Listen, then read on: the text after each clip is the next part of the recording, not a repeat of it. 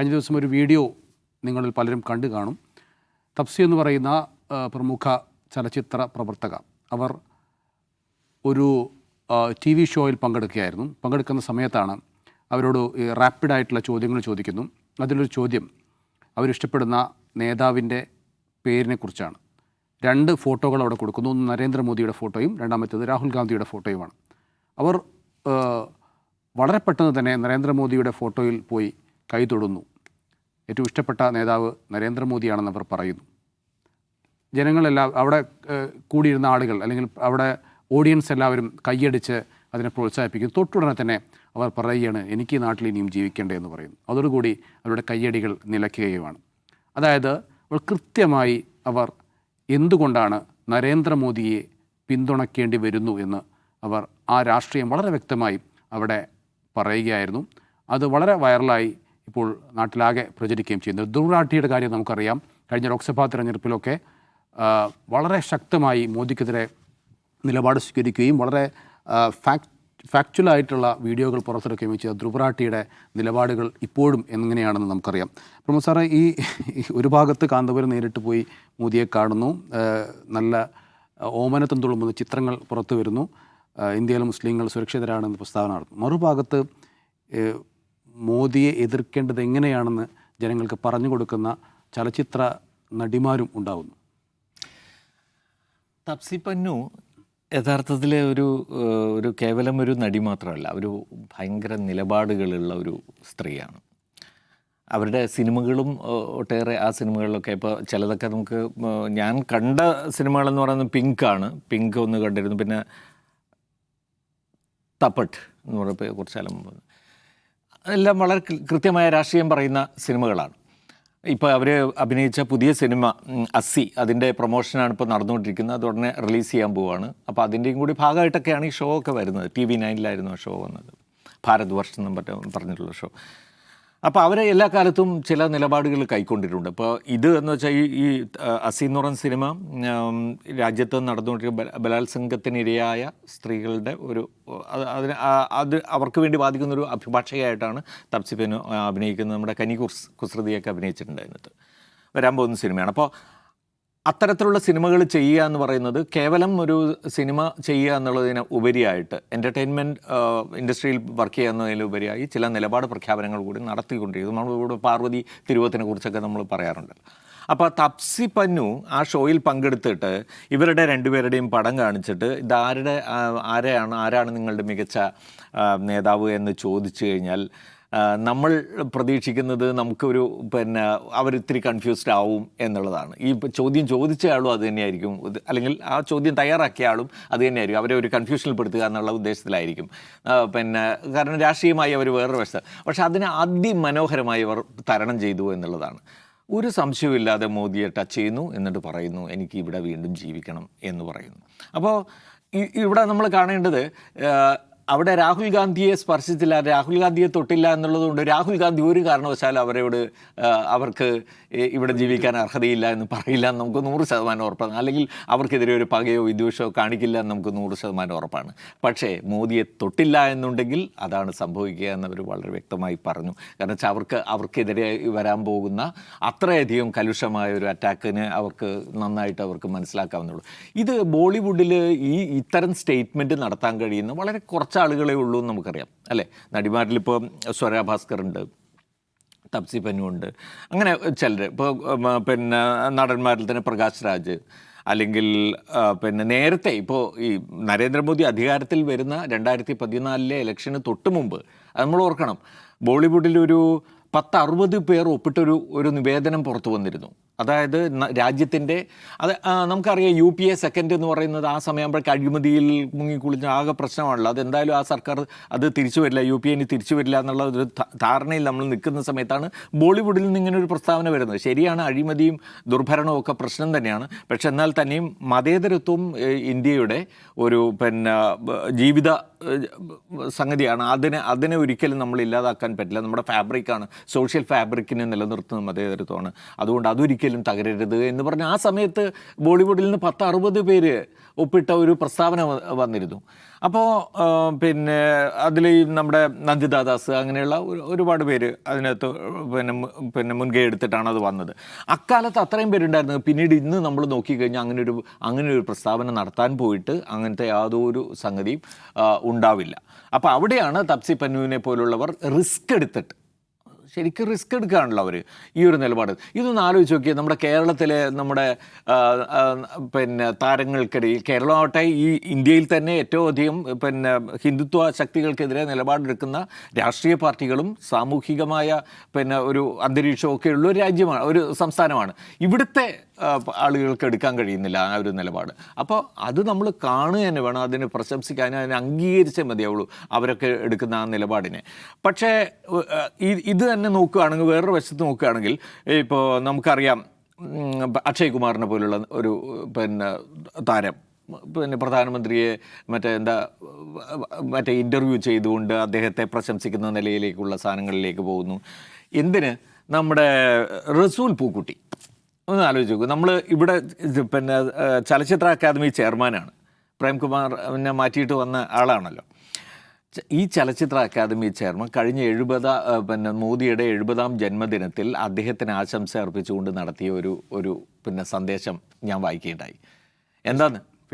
Facebook post അല്ല, അത് അവരുടെ തന്നെ, അതായത് Narendra@70 എന്ന് പറഞ്ഞിട്ട് അവർ തന്നെ തയ്യാറാക്കി അവരുടെ ഒരു പോർട്ടലിൽ വന്നിട്ടുള്ള ഒരു സാധനമാണ്. Narendra@70 ഈ പിന്നെ വിവേകാനന്ദനുമായിട്ട് നരേന്ദ്രമോദിയെ ബന്ധിപ്പിച്ചുകൊണ്ടുള്ള ഒരു സംഗതിയൊക്കെ പിക്ചറൈസ് ചെയ്തിട്ടുള്ളൊരു സാധനമാണ്. അതെനിക്ക് അയച്ചു തന്ന ഒരു പ്രമുഖ സംവിധായകനാണ്, ഞാൻ പേര് പറയില്ല.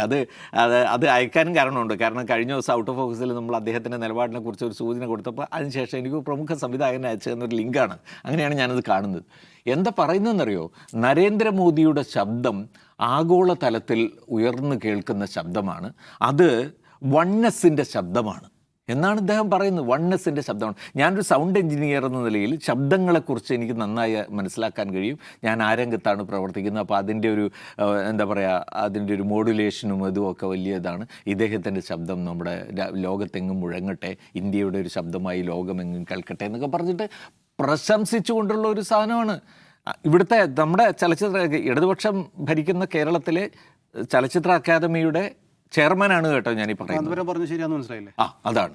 അപ്പോൾ നമുക്ക് അത് കാണണം. അപ്പോൾ മനസ്സിലാക്കേണ്ടത് ഇങ്ങനെ ചില പോരാളികൾ നമുക്കുണ്ട്. ഇപ്പോൾ അതേസമയം ഇപ്പോൾ കങ്കണ റൗത്തിനെ പോലെയുള്ള ആളുകൾ പിന്നെ അവരെ സപ്പോർട്ട് ചെയ്യാനുള്ള സാധനമുണ്ട്. പക്ഷേ നമുക്ക് പ്രതീക്ഷ വയ്ക്കാൻ കഴിയുന്ന ചില മുഖങ്ങൾ ഇപ്പോഴും പിന്നെ ബോളിവുഡിലുണ്ട്. അതുപോലെ തന്നെ പിന്നെ സാഹിത്യരംഗത്ത് ചില ആളുകളുണ്ട്. അങ്ങനെയുള്ളതൊക്കെ ഉള്ളതുകൊണ്ടാണ് ഇപ്പോഴും നമുക്കൊരു പ്രത്യാശ ബാക്കി നിൽക്കുന്നത്. ഈ ഇന്ത്യയുടെ മതനിരപേക്ഷത എന്ന് പറയുന്ന നമ്മളെ നിലനിർത്തുന്ന ആ ഫാബ്രിക് ഇനിയും തുടരും എന്നുള്ളതിന് പ്രതീക്ഷ വയ്ക്കാൻ കഴിയുന്ന ചില സംഗതികളിലൊന്നാണ് തപ്സി പന്നു അവിടെ നടത്തിയ ആ സ്റ്റേറ്റ്മെൻറ്റ്. അജിംസി, തപ്സി പന്നുവിനെ പോലെ ധൈര്യം കാണിക്കുന്ന താരങ്ങൾ നമുക്കുണ്ടാവുമോ കേരളത്തിലൊക്കെ? ഉണ്ടാവാതിരിക്കാൻ വഴിയില്ല. നമ്മളിപ്പോൾ കാണുന്നതെന്ന് വെച്ചാൽ ഇപ്പോൾ തപ്സി പന്നു ഇത് ആദ്യമായിട്ടല്ല ചെയ്യുന്നത്. പൗരത്വ പ്രക്ഷോഭന സമയത്തും കർഷക സമരത്തിന് സമയത്തൊക്കെ ഭരണകൂട വിമർശനം നടത്തിയിട്ടുള്ള ഒരാളാണ്. സാമൂഹ്യ മാധ്യമങ്ങൾ വഴി അവർ സ്വന്തമായ രാഷ്ട്രീയ നിലപാടുകൊണ്ട് അത് ഉറക്കെ പ്രഖ്യാപിക്കുന്ന ഒരാൾ കൂടിയാണ് അവർ. അതുപോലെ സ്വര ഭാസ്കർ, അങ്ങനെ വളരെ കുറച്ച് ആൾക്കാർ മാത്രമാണ് അങ്ങനെ ക്രിട്ടിക്കലായിട്ട് ഭരണകൂടത്തിനെതിരെ പരസ്യമായിട്ട് രംഗത്ത് വരിക. അതുകൊണ്ട് അവർക്കുണ്ടാകുന്ന പ്രശ്നം എന്താണെന്ന് വെച്ചാൽ അവർ പരമാവധി ചാൻസ് കിട്ടാതിരിക്കുക, വീട്ടിലിരിക്കുക എന്നുള്ളത് തന്നെയാണ് പ്രധാനപ്പെട്ട ഒരു കാര്യം.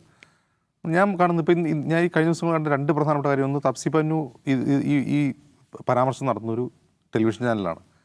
ഇന്ത്യയിലെ ടെലിവിഷൻ ചാനലുകൾ നമ്മൾ ഗോദി മീഡിയ എന്നാണ് പറയാറ്. അതിൽ ടെലിവിഷൻ ചാനലാണ് മുൻപന്തിയിൽ പത്രങ്ങളെക്കാൾ.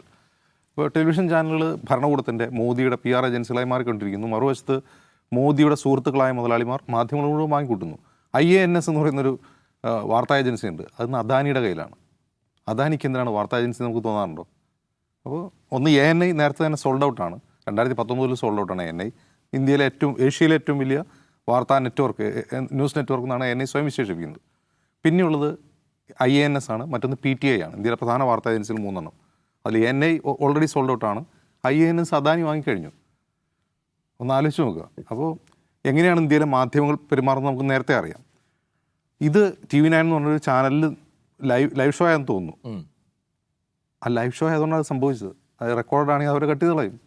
അപ്പോൾ ലൈവ് ഷോ ഉപയോഗിച്ചുകൊണ്ട് എങ്ങനെ മനോഹരമായി ട്രോൾ ചെയ്യാം, ഭരണകൂടത്തെ ട്രോൾ ചെയ്യാമെന്നാണ് തപ്സി പന്നു കാണിച്ചു തന്നത്. അപ്പോൾ അവിടെ അവർക്ക് ഡിസൻ വോയിസ് പറയുകയല്ല അവർ ചെയ്യുന്നത്, ട്രോൾ ചെയ്യുകയാണ് ചെയ്യുന്നത്. എനിക്കിവിടെ ജീവിക്കണം എന്ന് ട്രോൾ ചെയ്യുകയാണ്. അതിൻ്റെ പേരിൽ കേസെടുക്കാനോ ആക്രമിക്കാനോ കഴിയില്ലല്ലോ. അതാണ് ഒന്നാമത്തെ കാര്യം. അതിനിടയ്ക്ക് ധ്രുവ് റാട്ടിയുടെ ഒരു ഇൻ്റർവ്യൂ കൂടി പുറത്തു വന്നിരുന്നു കഴിഞ്ഞ ദിവസം. അപ്പോൾ ധ്രുവ് റാട്ടിയോട് അഭിമുഖകാരിക നിരന്തരം ചോദിച്ചുകൊണ്ടിരിക്കുകയാണ്, മോദി അല്ലെങ്കിൽ മറ്റാര്, വേറെ ഓപ്ഷൻ ഇല്ലല്ലോ. അപ്പോൾ 2019 ഒരു ക്യാമ്പയിൻ മാറ്ററാണ് BJPയുടെ, ദർ ഇസ് നോ ആൾട്ടർനേറ്റീവ്, മോദിക്ക് വേറെ ആൾട്ടർനേറ്റീവ് ഇല്ല എന്നുള്ളത്. ഈ ഇൻ്റർവ്യൂവർ ഇങ്ങനെ ചോദിച്ചുകൊണ്ടേയിരിക്കുകയാണ്, മോദി അല്ലെങ്കിൽ, അത് രാഹുലിന് പറയിപ്പിക്കണം. അതിനുവേണ്ടിയാണ് അത് ധ്രുവ് റാട്ടി ഒരിക്കലും പ്രതിപക്ഷത്തെ പിന്തുണച്ചുകൊണ്ട് രംഗത്ത് വരാത്ത ഒരാളാണ്. പ്രതിപക്ഷത്തിൻ്റെ കോസുകൾ അദ്ദേഹം വീഡിയോയിൽ ഉയർത്തുന്നുണ്ട്, ആ വിമർശനങ്ങൾ ഭരണകൂടത്തിനെതിരെ വിമർശനം ഉയർത്തും. പക്ഷേ ഞാൻ ഇന്ന പാർട്ടിക്കാരനാണ് എന്ന് പറയുന്ന ഒരു സ്റ്റേറ്റ്മെൻറ്റ് അദ്ദേഹത്തിൻ്റെ ഭാഗത്തുണ്ടാവില്ല. അപ്പോൾ മോദിക്ക് പകരം ആയിരുന്നു ചോദിക്കുമ്പോൾ രാഹുൽ എന്ന് പറയിപ്പിക്കണം, അതിനുവേണ്ടിയാണ് ചോദിച്ചുകൊണ്ടിരിക്കുന്നത്. അതിനെ ട്രോളിക്കൊണ്ടാണ് ധ്രുവ് റാട്ടി പറയുന്നത്, മോദി അല്ല കസേരയിൽ ഇപ്പോൾ ഒരു കഴുതിരുന്നാലും ഒരു കുഴപ്പമില്ല. അതിൻ്റെ കാരണം ഇദ്ദേഹം രാജ്യത്തെ നശിപ്പിച്ചുകൊണ്ടിരിക്കുകയാണ്, കഴുതിരുന്ന ഒന്നും ചെയ്യില്ല. അപ്പോൾ മോദി ഇരിക്കുന്ന കസേരയിൽ ഒരാൾ ചുമ്മാ ഇരുന്നാൽ പോലും അത് രാജ്യത്തിന് നല്ലതാണെന്നാണ് മൂപ്പർ പറയുക. അപ്പോൾ ഇത് രണ്ടും പറയാനുള്ള ഒരു ധൈര്യം ഉണ്ടല്ലോ, ഈ ധൈര്യം കിട്ടാൻ വേറൊരു കാരണം കൂടിയുണ്ട്. അത് 2024 ഇലക്ഷനാണ്. 2024 ഇലക്ഷനിൽ 2019 പ്രതിപക്ഷം തകർന്നടിയ സ്ഥാനത്ത് നിന്ന് 2024 കോൺഗ്രസ് 100 സീറ്റിനടുത്തേക്ക് വരികയും പ്രതിപക്ഷത്തിന് ശക്തമായൊരു കൗണ്ട് ഉണ്ടാവുകയും ഒരു പ്രതിപക്ഷ നേതാവ് ഔദ്യോഗികമായിട്ട് 10 വർഷത്തിനായിട്ട് ഉണ്ടാവുകയും ചെയ്തൊരു തെരഞ്ഞെടുപ്പാണ് 2024.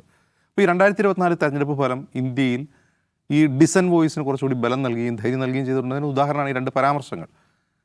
നമ്മൾ സാമൂഹിക മാധ്യമങ്ങൾ എടുത്തു നോക്കുക. സാമൂഹിക മാധ്യമങ്ങളിൽ കാണുന്ന രാഷ്ട്രീയ കണ്ടൻറ്റുകൾ ബഹുഭൂരിഭാഗവും, പ്രത്യേകിച്ച് ഇൻസ്റ്റ പോലുള്ള സാമൂഹിക മാധ്യമം വരുന്ന ബഹുഭൂരിഭാഗം പൊളിറ്റിക്കൽ കണ്ടൻറ്റും എന്താണ്, ഭരണകൂടത്തിനെതിരായിട്ടുള്ളതാണ്, BJPക്ക് എതിരായിട്ടുള്ളതാണ്. അത് ഈ 2024 ഒരു മാറ്റമാണ്. ഈ ഇങ്ങനെ സംഭവിച്ചാൽ 2024 തങ്ങൾക്ക് അബ്സല്യൂട്ട് മജോറിറ്റി ഉണ്ടാവാതിരിക്കുകയും 400 സീറ്റ് കിട്ടാതിരിക്കുകയും ചെയ്താൽ എന്ത് ചെയ്യും എന്ന ചിന്തയിൽ നിന്ന് ഈ BJP സർക്കാർ 2023 ഒരു നിയമ ഭേദഗതിക്കുള്ള ചട്ടം ഇത് കൊണ്ടുവന്നിരുന്നു, ശ്രമം തുടങ്ങിയിരുന്നു. സാർ അവർക്കുണ്ടാവും ബ്രോഡ്കാസ്റ്റിംഗ് റിഫോർമേഷൻ ബില്ല് എന്ന് പറഞ്ഞുകൊണ്ട്. ഈ ബ്രോഡ്കാസ്റ്റിംഗ് റിഫോർമേഷൻ ബില്ല് യഥാർത്ഥത്തിൽ കേബിൾ TV ആക്ടിൻ്റെ ഇതാണ്, അമെൻമെൻറ്റാണ്. ഈ അമെൻമെൻറ്റിൽ ശ്രദ്ധിക്കേണ്ട കാര്യം അതിൻ്റെ ഡെഫിനിഷനാണ്. അതായത് ബ്രോഡ്കാസ്റ്റർ ആരാണ്. ഇപ്പോൾ ഇന്ത്യൻ നിയമത്തിൽ കേബിൾ TV ആക്ട് പ്രകാരം ബ്രോഡ്കാസ്റ്റർ എന്ന് പറഞ്ഞാൽ ടെലിവിഷൻ ചാനൽ ബ്രോഡ്കാസ്റ്റ് ചെയ്യുന്ന ആൾ, റേഡിയോ പോലുള്ള ഇവർ ഈ ബ്രോഡ്കാസ്റ്റർ എന്നതിൻ്റെ ഡെഫിനേഷനിൽ എന്ത് ചെയ്യുന്നു, സാമൂഹ്യ മാധ്യമങ്ങളിലൊരു കുറിപ്പ് എഴുതി വയ്ക്കുന്ന ആൾക്ക് കൂടി ബ്രോഡ്കാസ്റ്റർ ആകുന്നു, ഒരു ട്വീറ്റ് ചെയ്യുന്ന ആളെ കൂടി ബ്രോഡ്കാസ്റ്റർ ആകുന്നു. അപ്പോൾ എന്ത് സംഭവിക്കും, അത് നേരിട്ട് റെഗുലേഷൻ വരും. നേരിട്ട് റെഗുലേഷൻ വരിക എന്ന് മാത്രമല്ല, യൂട്യൂബ് ചാനലുകൾ അതുപോലെ ഈ വീഡിയോ ഒക്കെ ഷെയർ ചെയ്യുന്ന പ്ലാറ്റ്ഫോമുകൾ, ഈ പ്ലാറ്റ്ഫോമുകളിലെ കണ്ടൻറ്റ് മുൻകൂട്ടി സെൻസർ ചെയ്യുന്ന രീതിയിൽ, മുൻകൂട്ടി പ്രീ റെഗുലേറ്റ് ചെയ്യുന്ന രീതിയിലുള്ളൊരു വ്യവസ്ഥ കൂടി അതിലുണ്ടായിരുന്നു. 2020 കൊണ്ടുവന്നതാണ്, അധികം ഡിസ്കസ് ചെയ്യപ്പെടാത്തൊരു സാധനമാണ്. അന്ന് അത് വ്യാപകമായി ബ്രോഡ്കാസ്റ്റേഴ്സിനും സ്റ്റേക്ക് ഹോൾഡേഴ്സിനും അത് വിതരണം ചെയ്തു, വലിയ തോതിലുള്ള തിരിച്ചടി ഉണ്ടായി. അപ്പോഴത്തെ ഇലക്ഷനായി. 2024 ഇലക്ഷൻ റിസൾട്ട് വന്ന് ഓഗസ്റ്റ് മാസത്തിൽ ഇവരത് വീണ്ടും എന്ത് ചെയ്യുന്നു, ഇതിൽ കുറച്ചുകൂടി ഭേദഗതി വരുത്തിയത് പ്രൈവറ്റായിട്ട് കുറച്ച് ആൾക്കാർക്ക് മാത്രം അയച്ചു കൊടുക്കുന്നു. ആ അയച്ച് കിട്ടപ്പെട്ട ആൾക്കാർക്ക് തന്നെ ഇതിൽ നിന്ന് തന്നെ വാർത്ത ചോർന്ന് വലിയ തോതിലുള്ള പ്രശ്നങ്ങളുണ്ടായി. അപ്പോഴത്തേക്കും അബ്സല്യൂട്ട് മെജോറിറ്റി ഇല്ല, ഒരു മുന്നണി NDA എന്ന് പറയുന്ന മറ്റുള്ളവർ പിന്തുണയോടെയാണ് ഇത് ഭരിക്കുന്നത്. ഇവർ രഹസ്യമായിട്ട് അത് ഷെൽഫ് ചെയ്തു. ആ സാധനം പിന്നെ പുറത്തു വന്നില്ല. മോദി ഒരു നിയമനിർമ്മാണത്തിലേക്ക് ഇറങ്ങി പുറപ്പെട്ട് പിന്മാറുന്ന രണ്ടാമത്തെ ഉദാഹരണമാണ്. ഒന്ന് കർഷക ബില്ലുകളാണ്, രണ്ടാമത്തെ ഉദാഹരണമാണിത്. അപ്പോൾ ഇതൊക്കെ സംഭവിക്കുന്നതാണ്. മറ്റത് കർഷകരുടെ ഡയറക്റ്റായിട്ടുള്ള ഫിസിക്കലായിട്ടുള്ള പ്രൊട്ടസ്റ്റ് വഴിയാണ് അത് പിന്മാറ്റം ഉണ്ടായത്. അതിലും വലിയ സമരം നടന്ന CA എന്ത് ചെയ്തു, അവർ ധൈര്യമായിട്ട് മുന്നോട്ട് പോയി അത് നടപ്പാക്കുകയാണ് ചെയ്തത്. പക്ഷേ ഇത് 2024 ഇലക്ഷൻ ചെയ്തിട്ട് അവർക്ക് പിൻവലിക്കേണ്ടി വന്നു. അതിനർത്ഥം രാജ്യത്ത് നമ്മളിപ്പോൾ കാണുന്ന 2014 മുതൽ 2024 വരെ 10 വർഷം രാജ്യത്ത് കണ്ടത്ര ഒരു ഭീതി ഇപ്പോഴില്ല, ആ അളവിലില്ല എന്നുള്ളതാണ്. അവർ പരമാവധി ശ്രമിച്ചിട്ട് ആ ഭീതിയില്ല. ആ ഭീതിയില്ലായ്മയെ തുടർന്നാണ് ഈ മുഹമ്മദ് ദീപക് എന്നുള്ള കഥാപാത്രങ്ങൾ പുറത്തേക്ക് വരുന്നത്. ഇന്ത്യയിലെ ബഹുഭൂരിഭാഗം ജനങ്ങളും മറ്റുള്ളവരെ വെറുക്കുന്ന, മോദിയുടെ ഡിവിസീവ് പൊളിറ്റിക്സിനെ പിന്തുണയ്ക്കുന്ന ആളുകളെയല്ല. ഒന്ന് BJPക്ക് കിട്ടുന്ന വോട്ടിൻ്റെ ശതമാനം വെച്ച് നോക്കുമ്പോൾ ഇന്ത്യയിലെ ബഹുഭൂരിഭാഗം ആൾക്കാരും BJPയെ തള്ളിപ്പറയുന്നവരാണ്. പ്രതിപക്ഷത്തിൻ്റെ ഐക്യമില്ലായ്മയും മറ്റു ചില കാര്യങ്ങൾ കൊണ്ടാണ് അവർ ജയിക്കുന്നത്. ഒന്ന്. രണ്ട്, ഈ പറയുന്ന മനുഷ്യന്മാർ മുഴുവൻ അങ്ങോട്ടും ഇങ്ങോട്ടും പരസ്പരം വെറുക്കുന്ന ആളുകളെയല്ല. അങ്ങനെ വെറുക്കുന്ന കുറേ അധികം ആളുകളുണ്ട്. ഒരു ന്യൂനപക്ഷമുണ്ട്. ഒരു ന്യൂനപക്ഷം എന്താണ്, എന്ത് വന്നാലും അവരുടെ സെക്യുലർ നിലപാട് കൈവിടാത്തവരുണ്ട്. ബാക്കി വരുന്ന ബഹുഭൂരിപക്ഷം ജനങ്ങൾ ഭയം കൊണ്ട് മിണ്ടാതിരുന്നവരാണ്. ആ ഭയത്തിൻ്റെ കാർമേഘം മാറിക്കൊണ്ടിരിക്കുന്നു എന്നതിൻ്റെ തെളിവാണ് മുഹമ്മദ് ദീപക്മാരെ നമ്മൾ തെളിഞ്ഞു കാണുന്നത്. ധ്രുവ് റാട്ടിമാർ കുറേ കൂടി ഷാർപ്പായിട്ടുള്ള ക്രിറ്റിസിസം ഉന്നയിക്കുന്നത് താപസി പന്നു ഒരു പൊതുവേദിയിൽ ലൈവ് ഷോയ്ക്കിടെ വന്ന് മോദിയെ ട്രോളുന്നു.